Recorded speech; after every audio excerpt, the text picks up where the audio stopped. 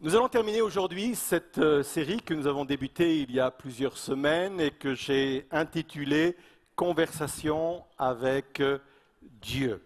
Et je voudrais introduire ce dernier message par un texte que l'on trouve dans le livre des Psaumes, au chapitre 73, verset 28, où le psalmiste va dire ceci, et entre autres c'est Asaph, c'est un conducteur de louanges, et il va dire ceci, « Quant à moi, peu importe vous, j'engage uniquement ma parole. Quant à moi, m'approcher de Dieu, c'est mon bien. C'est ma bénédiction. C'est mon accomplissement. » Et j'aime aussi la version Chouraki où lui dit « La proximité de Dieu est mon bien ». Et tout au long de cette série, c'est ce que j'ai voulu vraiment partager avec vous, vous amener cette envie de vivre une plus grande proximité de Dieu, parce que ma proximité de Dieu est véritablement mon bien, ma bénédiction, mon accomplissement. Et le titre de mon message ce matin est le suivant, « Vivre dans la proximité de Dieu ». Je vous l'ai dit les fois dernières, mais la nouvelle alliance est une alliance de proximité. Et c'est une révolution, c'était une révolution pour les religieux de l'époque, pour les chrétiens de l'époque. Pour eux, ils avaient été habitués à vivre une relation extérieure avec Dieu. Et voilà que Jésus vient dire, je vais instaurer une nouvelle relation. Nous allons et vous allez vivre maintenant une relation intérieure avec Dieu. Il va le dire dans Jean 15, verset 4, « Demeurez en moi et je demeurerai en vous. » Parfois on passe très vite sur de tels versets, « Demeurez en moi, je demeurerai en vous. » Mais je ne sais pas si nous réalisons le fait que Dieu dit qu'il va demeurer en moi. Ce n'est plus une relation vers l'extérieur, mais c'est une relation vers l'intérieur. Et les premiers chrétiens avaient de grandes difficultés à comprendre cela. Parce que pendant des siècles et des siècles, on leur avait dit, ne vous approchez pas de Dieu, il faut vraiment qu'il y ait une relation extérieure. Et là, on leur dit, maintenant, vous avez une proximité avec Dieu, et non seulement une proximité, mais il va vivre en vous. 400 ans après Jésus-Christ, un homme comme saint Augustin, qui a été un personnage du christianisme important, a dit ceci, « Je t'ai aimé bien tard, beauté ancienne. » Il parle de Dieu, il parle du Créateur, et toujours nouvelle. « Je t'ai aimé bien tard, tu étais au-dedans de moi-même, et moi j'étais au-dehors de moi-même. » C'était en ce dehors que je te cherchais. Tu étais avec moi, mais moi, je n'étais pas avec toi. Et saint Augustin, qui, effectivement, 400 ans après Jésus-Christ, a vécu une relation profonde avec Dieu, était resté dans un schéma très religieux, une pratique très religieuse. Et à un moment donné, il réalise, mais c'est pas comme cela que ça doit se passer. Il lui manquait quelque chose, il lui manquait une dimension. Et il comprend, et je crois que c'est la révélation du Saint-Esprit, saint Augustin comprend qu'il ne faut pas chercher Dieu à l'extérieur de soi-même, mais il faut chercher, à partir du moment où on a vécu la nouvelle naissance, il faut chercher Dieu à l'intérieur de nous-mêmes. Et ça, c'était révolutionnaire, et ça l'est encore. J'ai besoin de comprendre cette réalité. Alors nous allons voir aujourd'hui que ma liberté dépend de ma proximité. Deuxièmement, ma sérénité dépend de ma proximité. Et troisièmement, mon identité dépend de ma proximité. On va commencer donc par ma liberté dépend de ma proximité. Il y a les 10 commandements qui sont des commandements universels, qui sont encore valables aujourd'hui. Et Dieu va donner un commandement dans Deutéronome 5, verset 15. Il est dit d'abord dans Exode, mais il revient là et il le précise. Ça concerne le 3e commandement, qui est le respect de la journée de repos, Shabbat ou Sabbat. Deutéronome 5.15, il est dit ceci, « Tu te souviendras que tu as été esclave au pays d'Égypte, et que l'Éternel, ton Dieu, t'en a fait sortir à main forte et à bras étendus. C'est pourquoi l'Éternel, ton Dieu, t'a ordonné d'observer le jour du repos. Comprenez bien le contexte. Dieu est en train de redire les 10 commandements. Il arrive au 3e commandement, tu travailleras 6 jours et tu te reposeras le 7e jour. Et il définit ce commandement, il précise ce commandement.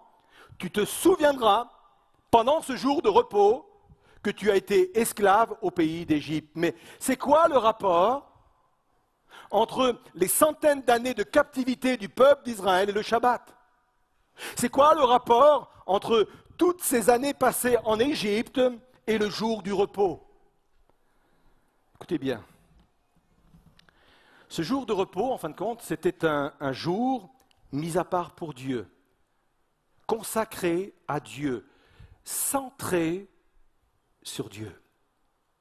Pendant ce jour, le peuple d'Israël était invité à se rapprocher de plus en plus de Dieu. Une journée centrée sur Dieu. Et ce jour était utile pour 2 choses. 1, se souvenir qu'ils pouvaient vivre ce moment à cause de leur liberté, mais aussi que s'ils voulaient conserver cette liberté, il était important de veiller sur ce moment de repos avec Dieu, ce moment de proximité avec Dieu, d'où leur liberté dépendait de leur proximité.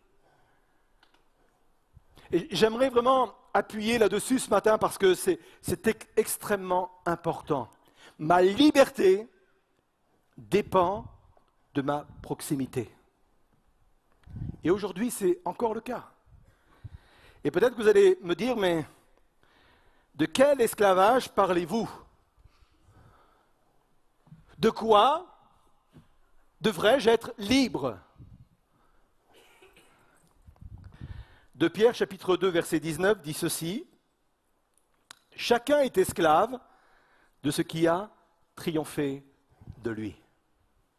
C'est un esclavage moderne, mais c'est un esclavage réel. Certes, on n'est plus dans les mêmes conditions que le peuple hébreu en Égypte, peut-être avec des vrais fers, avec des vraies entraves physiques, matérielles. Certes, on n'est plus du tout dans cette configuration-là, mais malgré cela, nous sommes toujours et tous, quelque part ou parfois, de véritables esclaves. Chacun est esclave de ce qui a triomphé de lui. Esclave de sa nature,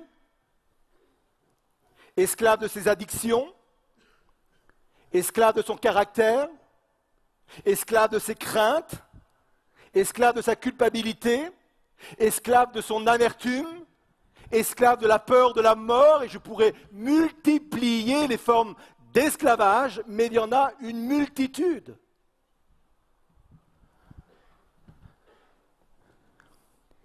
Et quand je viens à Christ, il me libère de tout cela, de toutes ces formes d'esclavage. Si le Fils de l'homme m'affranchit, dit l'Écriture, je serai réellement libre. C'est une réalité. Mais pour conserver cette liberté, je suis dépendant de Dieu. Je suis dépendant de cette proximité de Dieu. Et là, je voudrais vraiment vous interpeller puissamment. Peut-être qu'il y a des gens qui ont vécu vraiment la nouvelle naissance et ils sont sincères, ils sont honnêtes devant Dieu, ils ont été même délivrés de certaines addictions, ils ont été délivrés de certaines formes d'esclavage en eux, caractère, nature ou autre, crainte. Et parfois, ils retombent dans les mêmes travers et ils sont capables parfois de remettre en question leur propre nouvelle naissance. J'aimerais vous dire, ce n'est pas une question d'expérience de nouvelle naissance, c'est une question de proximité avec Dieu. Plus je m'éloigne de Dieu, plus je deviens vulnérable. Et plus je m'approche de Dieu, plus je deviens victorieux. Cette vérité est tellement importante que l'adversaire de nos âmes va en faire une stratégie. Il fera tout pour que je reste éloigné de Dieu. Il fera tout pour m'empêcher de rentrer dans sa présence, mais il fera tout également à chaque fois que je vais devenir vulnérable, parce que je vais devenir vulnérable. Allez, je vais le dire autrement. Je vais encore commettre des péchés. Je suis capable de vous traiter de bande de pécheurs. Et vous êtes capable de me répondre, vous aussi, pasteur. Et vous auriez raison, et vous avez raison, parce que c'est sûr. Nous sommes faillibles et nous sommes vulnérables. Et à chaque fois que je vais devenir vulnérable, et c'est là la stratégie de l'adversaire de nos âmes, il va faire tout pour que ce péché m'éloigne de plus en plus de Dieu. Et il va venir vers moi en disant, mais tu ne vas pas quand même retourner vers Dieu. Tu ne vas pas aller prier quand même, pas toi. Qui es-tu pour cela ? Mais si toi, tu es capable de prier, alors n'importe qui est capable de le faire, parce que après ce que tu as fait, après ce que tu as pensé, après ce que tu as dit, tu te sens digne d'aller dans la présence de Dieu. Et c'est une véritable stratégie. Parce que tant que je vais m'éloigner ou rester loin de Dieu, je vais continuer à devenir vulnérable. Parce que ma vraie liberté, elle est dans ma proximité de Dieu.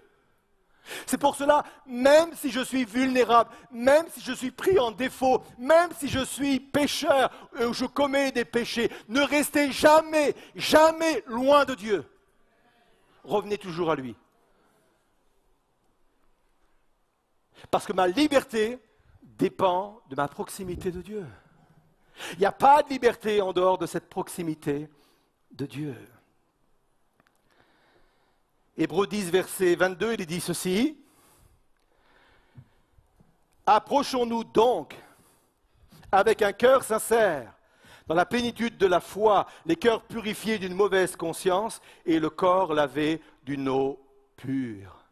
Ma vraie liberté, ma sanctification dépend de ma proximité. Approchons-nous d'un cœur sincère ou avec un cœur sincère. C'est intéressant de connaître l'origine du mot sincère. L'origine du mot sincère, en fin de compte, veut dire, littéralement, en français, sans cire. C'est les marbriers ou les sculpteurs de l'époque qui avaient une technique. Quand la statue avait des défauts, quand la statue était même fissurée, ils rebouchaient les fissures avec de la cire. Et ils saupoudraient avec de la poudre de marbre, comme cela, ni vu ni connu. Ni vu ni connu jusqu'au moment où, par la chaleur ou par le vieillissement, les fissures, les défauts apparaissaient. Donc il y avait un nouveau label qui est sorti suite après cela, et le nouveau label était le suivant, statue sans cire. Et ça donnait le mot sincère. Approchez-vous, approchons-nous avec un cœur sans cire. On ne masque pas les défauts. On va commencer à saupoudrer des poudres de marbre, mais on vient tel qu'on est. Parce qu'on a besoin de la proximité de Dieu pour vaincre notre addiction, pour vaincre nos péchés. On a besoin de cette proximité de Dieu, mais pour vivre dans la proximité de Dieu, il faut que je sois sans cire, sincère.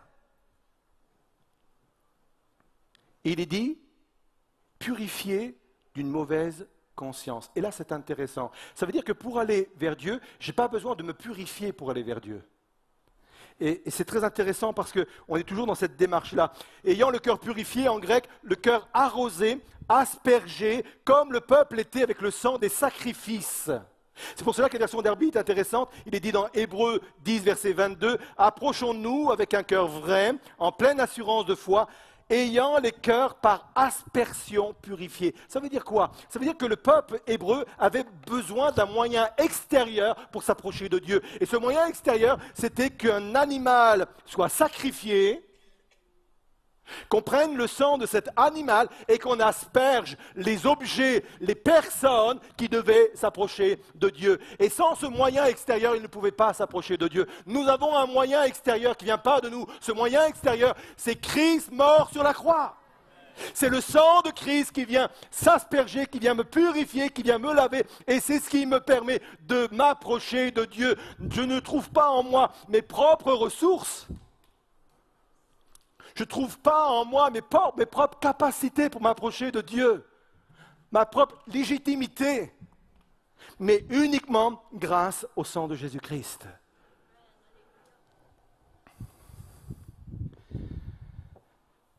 M'approcher de Dieu, c'est ma liberté. Ma liberté dépend de ma proximité de Dieu. Ne vous lassez jamais de revenir vers Dieu. Jamais. Peut-être que quelqu'un se sent indigne, peut-être que quelqu'un a fait quelque chose qui n'était pas bien cette semaine, peut-être que quelqu'un a eu des pensées mauvaises, peut-être qu'il y a des choses qui sont mal passées dans ta vie cette semaine. Ne te lasse jamais de revenir vers Dieu. Parce que ta vraie liberté dépend de cette proximité-là. Et plus je vais être près de Dieu, plus je vais être victorieux sur ma nature, sur mon caractère, sur mes craintes. C'est important. Je ne suis pas fâché, je suis passionné.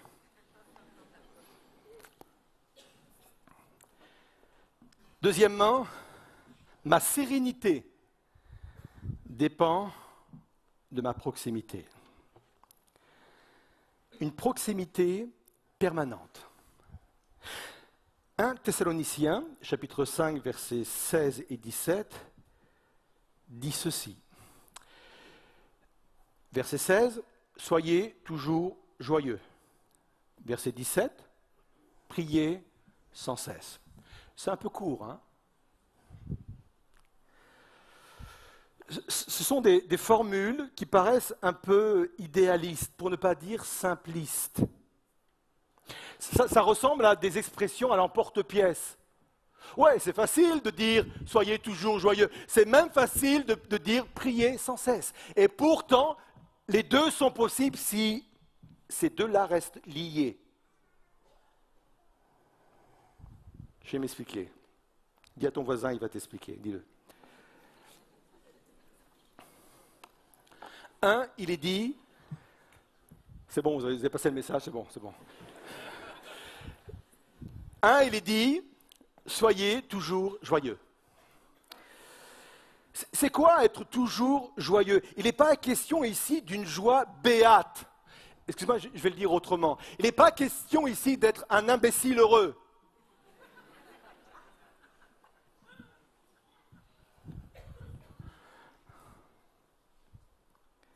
C'est quoi la définition de joie ou d'être joyeux telle que l'Écriture le dit dans ce texte?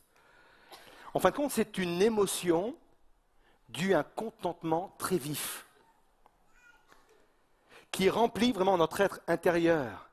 C'est un sentiment de plénitude, de satisfaction, de bien-être, de sérénité. Voilà, nous y sommes. Jésus, Dieu est en train de dire, il faut que tu sois toujours joyeux. Il faut que tu aies en toi une telle plénitude, une telle sérénité, que cette sérénité t'accompagne toujours. Voilà ce que ça veut dire. On n'est pas dans une joie béate, on est dans quelque chose d'intérieur. Et la Bible dit que pour être dans cet état intérieur, il faut prier sans cesse. Et là encore, on se dit, mais pasteur, j'ai un métier, moi.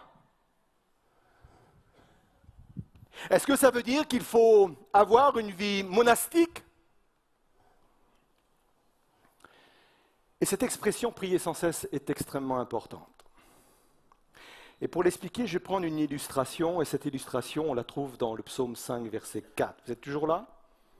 Oui.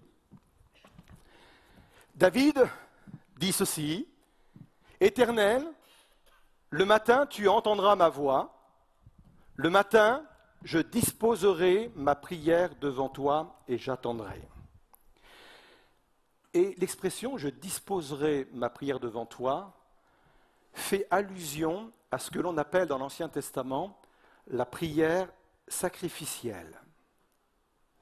Cette pratique se faisait par le sacrificateur qui chaque matin disposait sur l'autel les différentes parties d'une offrande, des morceaux de viande, des pains préparés avec une certaine recette, et tout cela, il apportait cela comme une offrande à l'Éternel.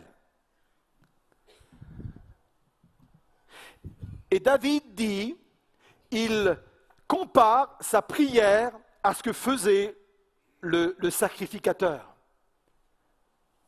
Et il trouve en cela sa sérénité. Il dit, le matin, tu entendras ma voix. Le matin, je disposerai ma prière devant toi. En fin de compte, le matin, écoutez bien ceci, n'est pas une indication de temps, mais c'est une indication de fait spirituel. Je m'explique. En fin de compte, on veut dire dès l'aube. Dès l'aube d'une préoccupation. Dès l'aube d'un danger, dès l'aube d'une incompréhension, dès l'aube de toutes ces choses-là, je disposerai devant toi mes requêtes. Et c'est ça, prier sans cesse. Et c'est de là que dépend ma sérénité. C'est de ma proximité avec Dieu, le fait de pouvoir prier sans cesse. C'est-à-dire d'être toujours en alerte, de vivre cela comme un réflexe constant. Dès que je suis à l'aube de quelque chose qui vient me troubler, qui vient m'interroger, dès ce moment-là, j'élève ma voix vers le Seigneur. Puisqu'il est en moi, je n'ai pas besoin de courir à l'église. Je n'ai pas besoin de courir dans ma chambre à coucher. Puisqu'il est en moi, puisque je vis cette proximité-là, dès l'aube d'une incompréhension, j'élève ma voix. Ça se fait dans mon cœur. Vous voulez un exemple de quelqu'un qui a vécu cela? C'est Néhémie. Néhémie 2, verset 4. Le contexte est le suivant. Néhémie est dans la désolation. Le mur, la muraille de Jérusalem est à terre. La ville est dévastée. Et il va rentrer en présence de son roi, il a une grande responsabilité. Et à cette époque-là, on ne pouvait pas rentrer dans la présence du roi avec un visage défait. Il ne fallait pas laisser transparaître ses états d'âme. Et voilà, lui, il rentre et il est triste. Et le roi lui dit, que demandes-tu ? Et la réponse est extrêmement importante, parce qu'il est en train de jouer sa vie, là. Remarquez ce qu'il est dit. Je priais le Dieu des cieux. La suite, verset 5, et je répondis au roi. Ça se passe, ça, en quelques secondes. Le roi lui dit, que demandes-tu ? Et lui, il prie le roi des cieux. Comprenez bien ce qui se passe. Il ne sort pas de la présence du roi. Hein. Il ne va pas aller dans sa chambre pour prier. Ça se passe dans son temps personnel. Ça se passe dans sa proximité avec Dieu. Il prie Dieu à l'intérieur. Les lèvres ne bougent pas. Il n'y a pas de voix audible. Ça se passe à l'intérieur. Et quand il a prié, il peut répondre au roi parce qu'il est serein de la réponse qu'il va lui faire, parce qu'il a eu cette proximité avec Dieu. C'est vraiment une clé. Ma proximité engendre ma sérénité. Vivez cela au quotidien. Ça peut se passer derrière un bureau ou dans un bureau, ça peut se passer derrière une machine, ça peut se passer derrière une copie qu'il faut rendre, ça peut se passer au volant de sa voiture, ça peut se passer dans sa propre maison, ça peut se passer n'importe où. Je suis confronté à une incompréhension, à une tristesse, à quelque chose qui m'est difficile à vivre. Et dès l'aube de ce sentiment, dès le matin de ce sentiment, je me tourne vers Dieu. Parce que je suis dans une proximité avec Dieu, je me tourne vers Dieu et de cette proximité dépend ma sérénité. Vivez cela. Vivez-le d'une façon quotidienne, permanente. C'est ça, prier sans cesse.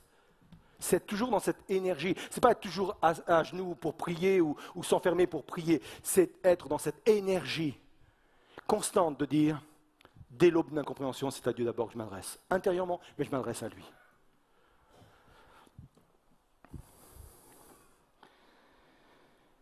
Ma liberté dépend de ma proximité, ma sérénité dépend de ma proximité et enfin, mon identité dépend de ma proximité.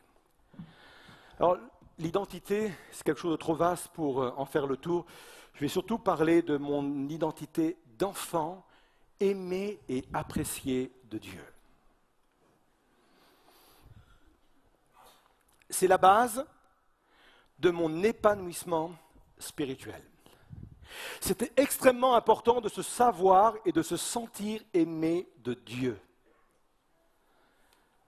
Une personne qui se sait aimée comme elle est, et malgré ce qu'elle est une personne qui s'épanouira dans la vie en général et dans la vie spirituelle en particulier.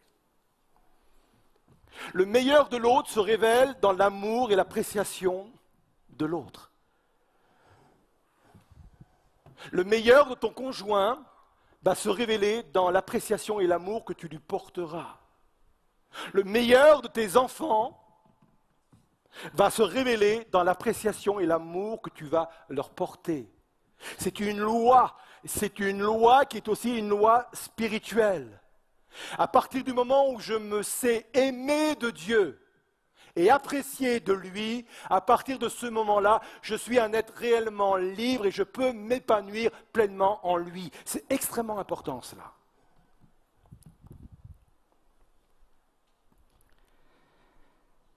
La Bible dit que Dieu a créé l'homme à son image, on est d'accord? Mais l'homme, de son côté, a tendance à créer Dieu à son image.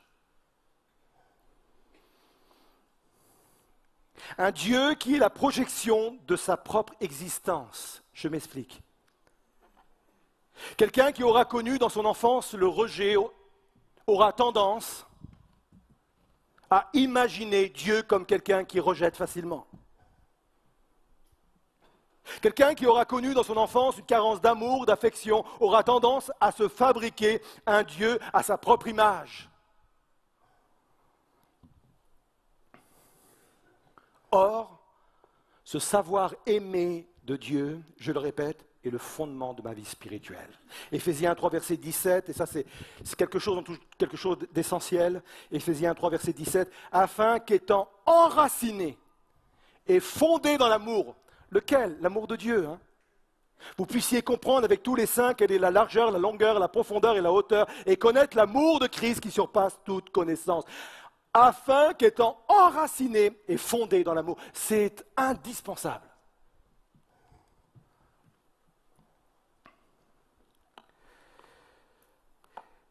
C'est tellement indispensable et c'est tellement tenace en nous, cette difficulté de se savoir et de se sentir aimé de Dieu, qu'il faut toute la puissance du Saint-Esprit pour agir en nous afin d'être libérés de cela.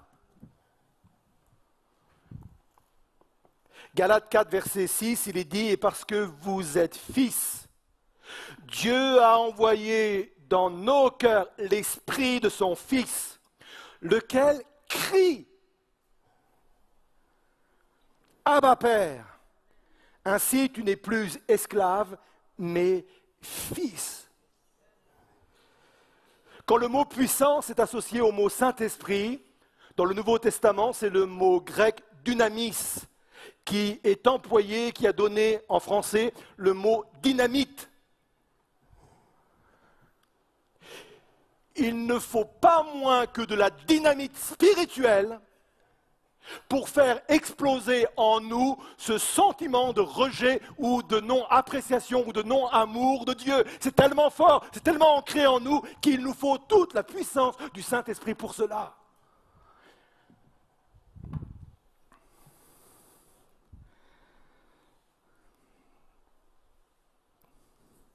Plus une personne est proche de Dieu, plus elle est rassurée, plus elle est affermie dans cette certitude d'être aimée de Dieu. Il y a un superbe exemple dans les évangiles, c'est l'exemple de Jean. Jean 21, verset 7. Moi, j'ai été souvent jaloux de ce verset. Alors le disciple que Jésus aimait dit à Pierre, c'est le Seigneur, etc. Il le répète au verset 20. Pierre, s'étant retourné, vit venir auprès d'eux le disciple que Jésus aimait.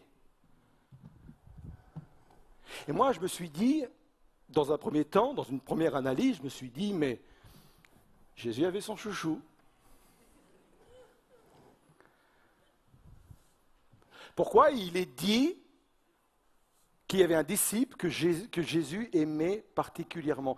Jusqu'au jour où j'ai compris, il m'a fallu du temps, excusez-moi, j'ai parfois du mal, où j'ai réalisé que ces paroles étaient écrites dans l'évangile de Jean. Et l'évangile de Jean, il est écrit par qui? Oui, ça ressemble à la couleur blanc du cheval d'Henri IV, je sais. Il est écrit par qui? Par Jean. Et ça change tout. En fin de compte, Jean est en train d'écrire l'évangile.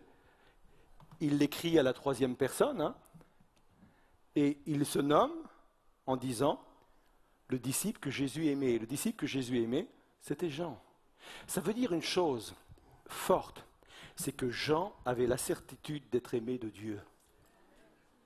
Il était convaincu que Dieu l'aimait, que Jésus l'aimait, au point de l'écrire non seulement à 2 reprises, mais on va le voir après, à 3 reprises, le disciple que Jésus aimait. Il est tellement convaincu de cela qu'il veut l'écrire, et l'écrire encore, et l'écrire encore. Il en est pleinement certain.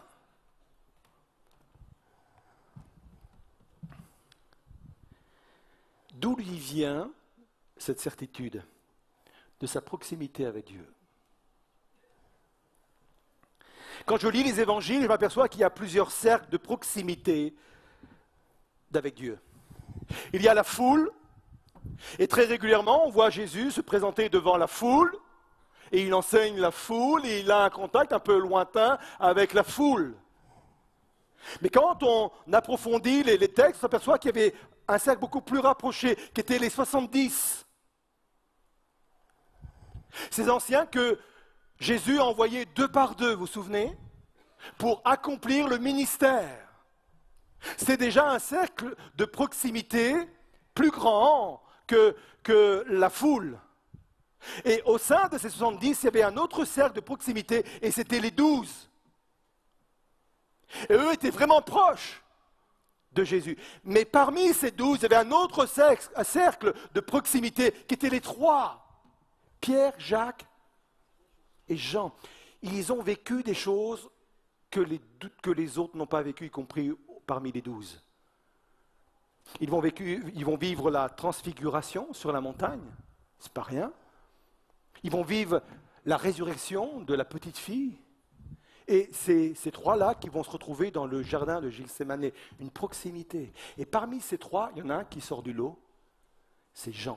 Je crois que parmi les 12, parmi les 70, parmi la foule, il n'y a pas plus près de Jésus que Jean.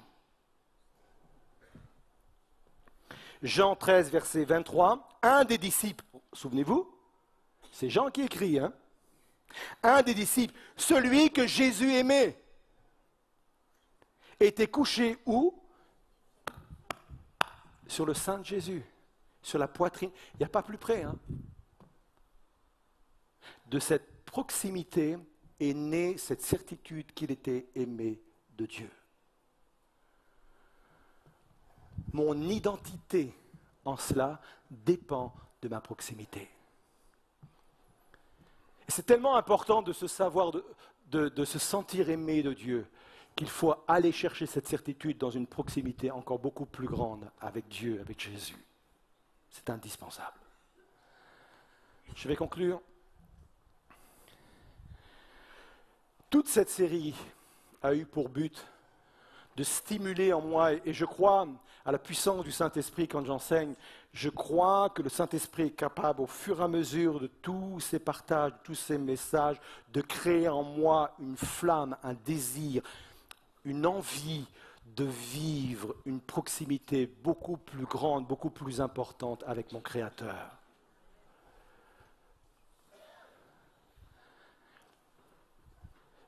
Je crois que c'est un miracle que Dieu peut accomplir dans mon cœur. De créer en moi ce désir, cette envie. Parce que ce n'est pas naturel que de prier. Ce n'est pas naturel que de rentrer dans la présence de Dieu. C'est dur, la chair résiste. J'ai souvent peu envie. Eh oui, je suis pasteur. Mais j'ai souvent peu envie de rentrer dans la présence pour prier. Eh oui. Parce que ce n'est pas naturel. Parce que la chair a des désirs contraires à l'esprit.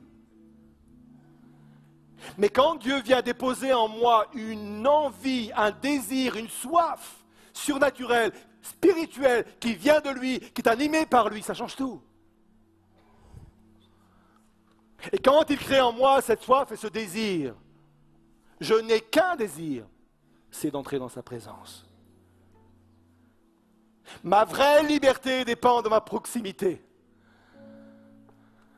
Ne te lasse jamais de revenir à Dieu. Ne te lasse jamais d'aller vers Dieu, de courir vers lui, malgré ton état, malgré tes défaites, malgré tes défaillances. Ne te lasse jamais de courir vers lui. Parce que ta vraie liberté, ta vraie victoire dépend de cette proximité. Ma sérénité dépend de ma proximité avec Dieu. Peut-être tu es quelqu'un d'angoissé, peut-être c'est quelque chose qui te heurte régulièrement, et peut-être particulièrement en ce moment. Parce que je crois que dans nos vies, on a des saisons aussi. Parfois, on gère mieux les situations, et parfois, on les gère moins bien. Et peut-être que tu es dans une saison où tu gères moins bien les angoisses, les peurs, les craintes. Et aujourd'hui, tu crains pour tout. Ta sérénité dépend de ta proximité de Dieu. Soyez toujours joyeux, priez sans cesse. On ne peut pas dissocier ces deux-là. Et en toi, cette plénitude intérieure. Et en toi, cette sérénité intérieure. Et cela dépend de cette possibilité que tu as, dès l'aube de tout problème, de toute difficulté, de toute crainte, de les exposer au Seigneur Jésus.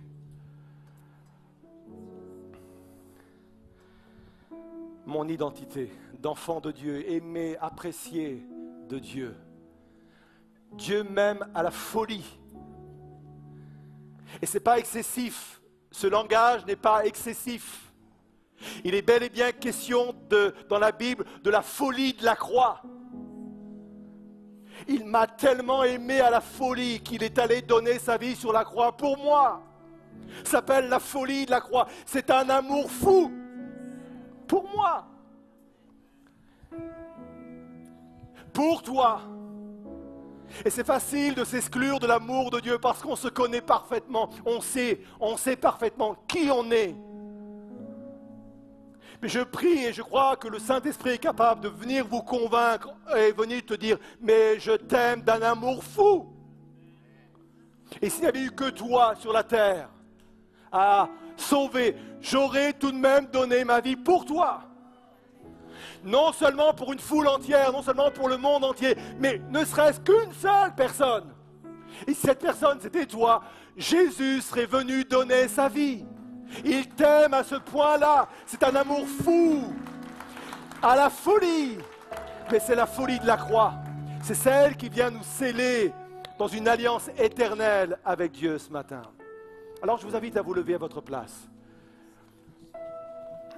Vive une plus grande proximité avec Dieu.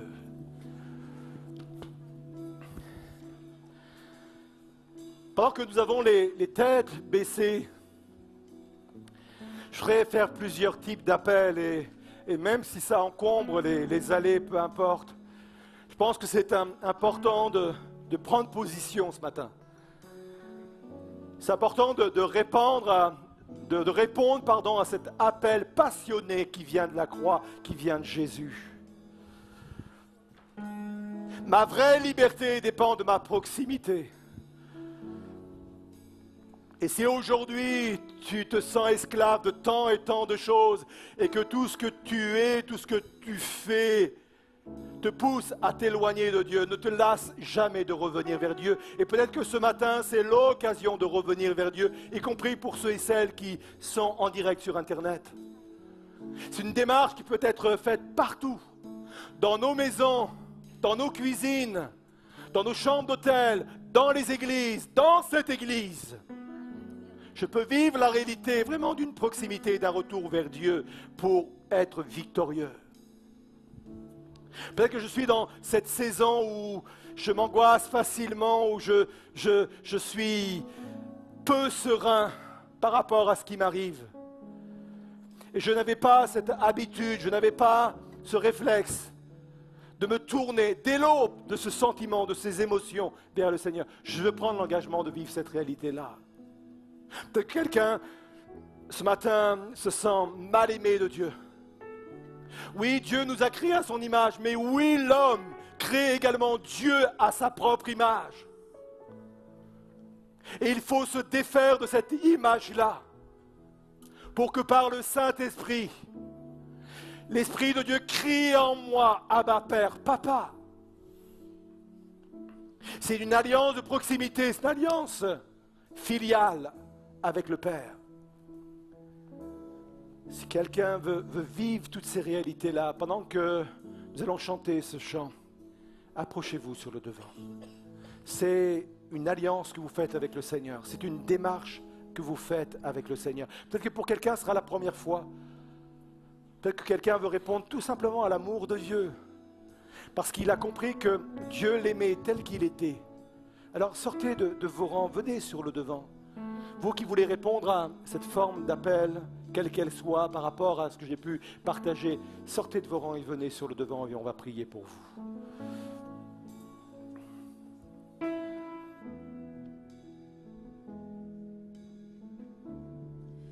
Oh, quelle paix dans ces moments, dans le calme de ta présence, quand le bruit faiblit et tu parles à mon âme, tu as toute mon attention, fais-moi entendre ta voix, je ne veux rien manquer. Seigneur, mon cœur désire plus de toi, mon cœur recherche ta face, alors je cède à toi. Tout en moi est ému par ton amour, captivé par qui tu es. Conduis-moi à te connaître plus encore. Je veux m'approcher de toi, laisser mes peurs derrière moi. Seigneur, viens toucher ma vie à nouveau. Wow, wow, wow.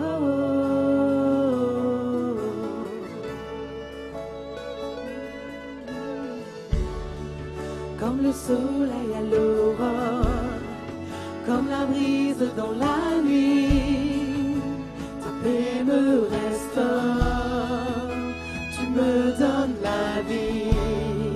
Il n'y a aucune hésitation dans ton amour, ton affection, rien n'est comparable. Seigneur, mon cœur désire plus de toi, mon cœur recherche ta face, alors je cède à toi. Et tout en moi est ému par ton amour, captivé par qui tu es. Conduis-moi à te connaître plus encore. Je veux m'approcher de toi, laisser mes peurs derrière moi. Seigneur, viens toucher ma vie à nouveau. Oh, oh,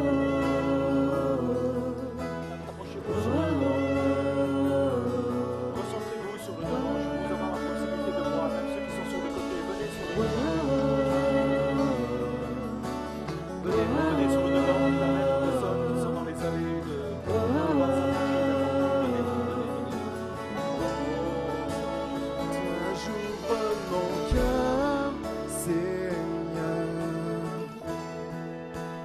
toi j'ouvre mon cœur à jamais. On fait ce que toi seul sais faire. Jésus, viens régner dans ma vie. À toi j'ouvre mon cœur, Seigneur. À toi j'ouvre mon cœur à jamais. Qu'on fait ce que toi seul sais faire.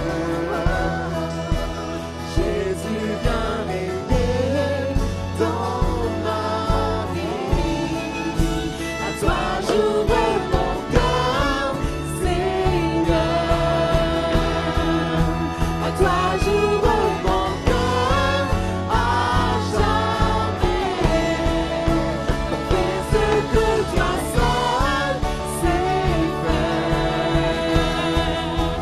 Jésus, viens régner dans ma vie.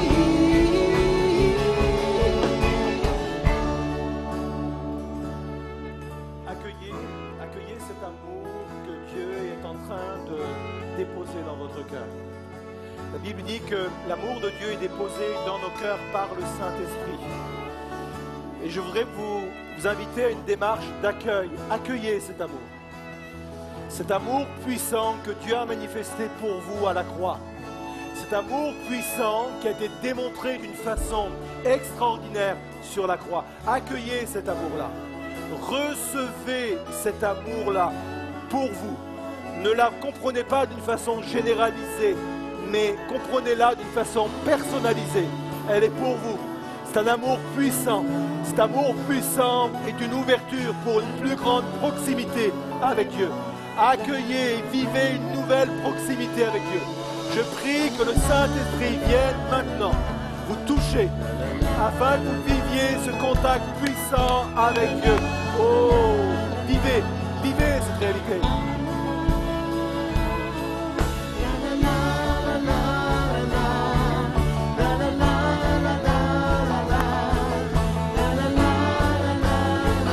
Oui, tout en moi, oui, tout en moi, qui est réuni par ton amour, captivé par qui tu es. Conduis-moi à te connaître plus encore. Je veux m'approcher de toi, laisser mes peurs derrière moi. Seigneur, viens toucher ma vie à plus tôt. Moi, éteigné par ton amour, captivé par qui tu es. Conduis-moi à te connaître plus encore. Je veux m'approcher de toi, laisser mes peurs derrière moi. Seigneur, viens toucher ma vie, oui, tout en moi. Je veux m'approcher d'amour, captivé par ton tu es. Conduis-moi à te connaître plus encore. Je veux m'approcher de toi, laisser mes peurs derrière moi. Seigneur, viens toucher ma vie à nouveau. Quand Jésus était sur la terre, à plusieurs reprises, il a croisé des lépreux. À plusieurs reprises. Et on ne pouvait pas s'approcher de telles personnes au risque d'être contaminé soi-même. Et très souvent, on donnait à de telles personnes des petites cloches qu'ils devaient animer en criant « impur, impur » et les personnes s'éloignaient d'elles. Jésus s'est retrouvé face à face avec une telle personne. Il aurait pu se contenter à distance ou en criant, lui dire « sois pur ». Il aurait pu se contenter de crier cela à distance. Mais la Bible nous montre, l'Évangile nous montre qu'il va s'approcher tout près de la personne. Et la Bible dit même qu'il va toucher celui qu'on ne pouvait pas toucher. il va toucher le lépreux. Et en touchant le lépreux, il va dire, je le veux, sois pur. Ma pureté dépend de ma proximité. Ma victoire dépend de ma proximité. La pureté de mes pensées, la pureté de mes analyses, la pureté de ma compréhension, de mes compréhensions, dépendent de ma proximité avec Dieu. Jésus vient et te touche et il te dit, je le veux. J'aurais pu me contenter de parler de loin, de parler de très loin, mais je m'approche et je te touche. Et je te dis, je le veux, sois pur. Repars avec ta victoire. Repars avec ta sérénité, repars avec une compréhension nouvelle, repars avec une dimension nouvelle, repars avec un amour renouvelé en Dieu, une compréhension de l'amour de Dieu, repars, je le veux, sois pur, je t'ai touché, repars avec cela, oh Jésus. Vous pouvez repartir avec cette certitude que Dieu vous a touché. Et ému par ton amour, captivé par qui tu es, conduis-moi à te connaître plus encore. Je veux m'approcher